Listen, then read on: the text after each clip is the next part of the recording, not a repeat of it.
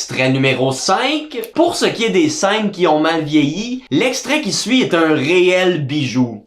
Une scène qui vient du film Young and Innocent de 1937, réalisé par le légendaire Alfred Hitchcock. Spoiler alert, le prochain extrait révèle le punch final de l'intrigue du film, donc si vous ne l'avez pas regardé encore et que vous comptez le faire, je vous inviterai tout simplement à skipper la prochaine scène. Pour expliquer vite fait, au début du film, on voit une femme en train de se chicaner avec son ex. Hitchcock met l'emphase sur le fait que cet homme a un tic nerveux de twitcher des deux yeux en même temps.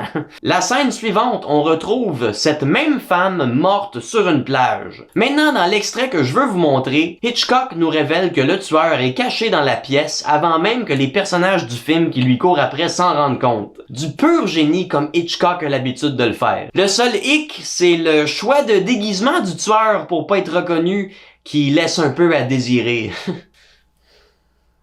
Vous allez voir. On regarde l'extrait.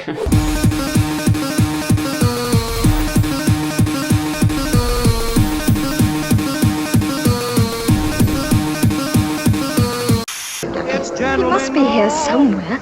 I'm right here to tell you, sister, no one can like the drummer man. Every man who plays in the band is wonderful too.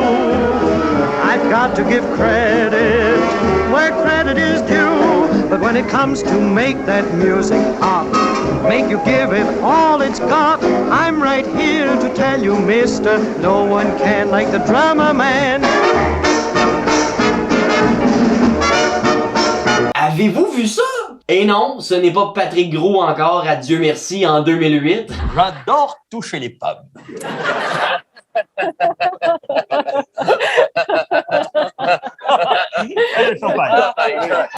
Et oui, c'est bel et bien notre tueur aux yeux qui twitch. Vous l'avez reconnu du début? Je sais, c'est dur de porter votre attention sur son tic nerveux. Je sais pas pourquoi, hein? Mon attention est plus portée ailleurs. Ça doit être à cause de sa cravate. C'est le zoom le plus malaisant du monde, ça. Même au podcast du Carré de sable, c'était moins malaisant quand les caméras faisaient des zooms automatiques sur la poche des invités. Moi, j'ai déjà été, mettons, coacher l'impro dans des écoles où c'est une école de décrocheur. Genre, c'est du monde qui retourne à l'école. Fait que coacher, moi, tu veux dire donner un atelier? Un atelier d'impro, okay. Le monde fait de l'impro. Fait que des fois, équipe, dans l'impro, le monde s'exprime. T'sais. Fait que c'est du monde, des fois, qui sont dans leur coin. Puis là, c'est une activité dans laquelle ils s'extériorisent puis ils sont pas dans la rue. T'sais.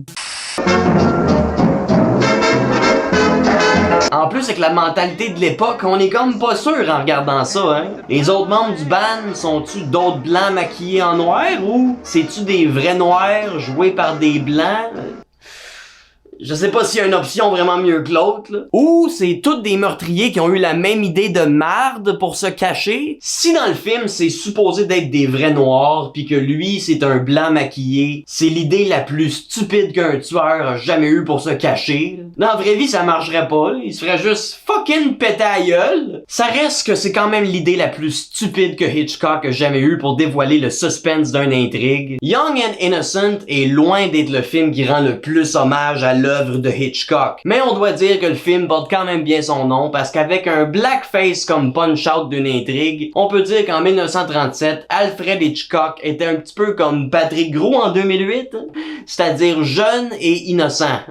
J'adore toucher les pommes. C'est tellement malaisant, c'est rendu un plaisir malsain. Encore une fois. J'adore toucher les pommes.